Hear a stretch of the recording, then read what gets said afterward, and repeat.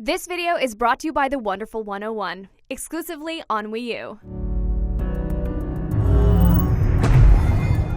Hey everyone, I'm Fran, this is Sam. Hey.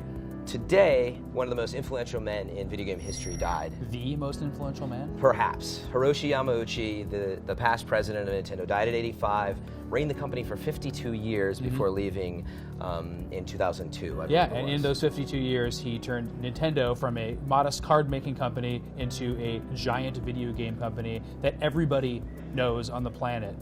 Yeah. Almost. Yeah, and we're talking about it today because it's like, why should you remember this guy's name? I think a lot of people out there don't hear the word Yamauchi and think of this guy. Right, I don't think even people know the current president, Satoru Iwata. Exactly. So, Yamauchi, in his early tenure at Nintendo, was a toy manufacturer and a card manufacturer. He moved into toys, and from there moved into electronic games in the 1970s.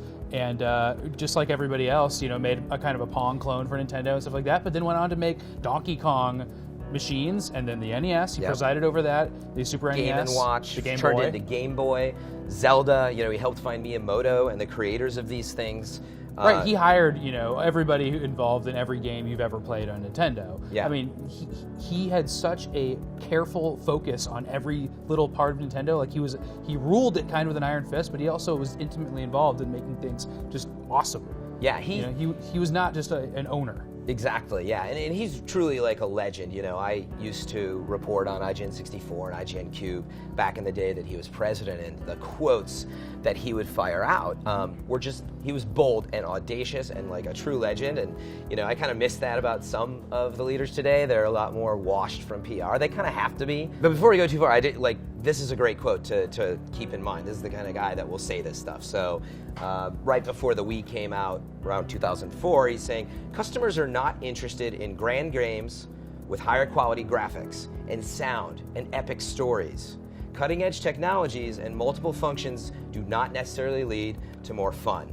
The excessively hardware-oriented way of thinking is totally wrong. He just came out and said it's totally wrong. So all these next-gen systems and everything, and you can see the Nintendo today is still thinking that way. They're running the company that this guy started. Sure, well, he got behind artists instead of engineers and technicians. Yeah. Like Shigeru Miyamoto couldn't program his own game, but he was given the freedom to make a game about a stubborn monkey. It's stuff like that he made decisions on that were just completely different from everybody else out there. Yeah, and he's a fascinating figure. So we kind of, just to get through the history, he was on the N64, going out right around GameCube, and then he had, I think it was a dream about the DS. Is that true? He came to R&D 1, a division he started, and said, hey, we want to make how about making a system with 2 screens? And then they just left it with that, and sure enough, the DS came out, and he knew a lot was riding on the DS. Yeah, which is, one of the best-selling game systems ever, if not the. I'd have to look at the recent figures.